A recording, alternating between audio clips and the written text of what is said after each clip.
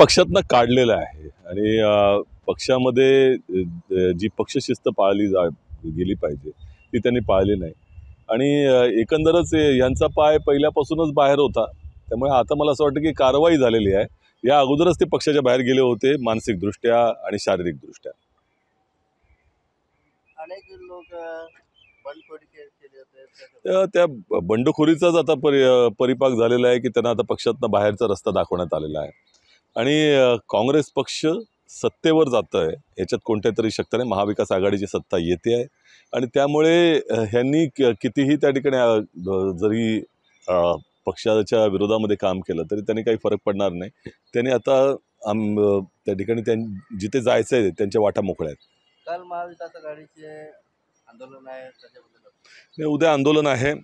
या संदर्भामध्ये अगोदरच जाहीर करण्यात आलेलं आहे।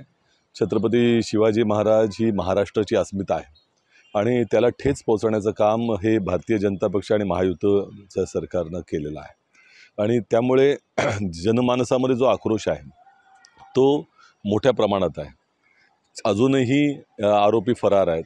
याची नैतिक जबाबदारी जी घेतली पाहिजे आणि राजीनामा दिले पाहिजेत एकनाथ शिंदे आणि देवेंद्र फडणवीस यांनी, ती देखील त्यांनी स्वीकारली नाही, राजीनामा दिलेला नाही।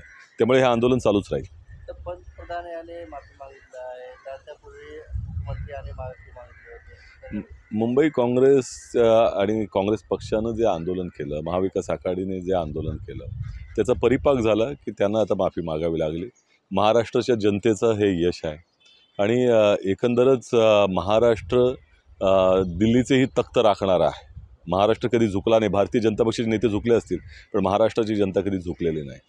त्यामुळे त्यांनी माफी जरी मागितली असली तरी हा जो अपराध आहे तो अत्यंत गंभीर आहे आणि त्यामुळे निश्चितपणे त्या पापाला प्रायश्चित्त नाही, त्या पापाला प्रायश्चित्त होणार नाही।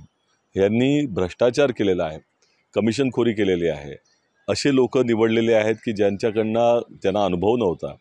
त्यामुळे या सगळ्याचं पापाचं प्रायश्चित्त त्या जनता त्यांना देईल। काल देवेंद्र फडणवीस म्हणत होते की काँग्रेसची सर्टिफिकेटची गरज नाही।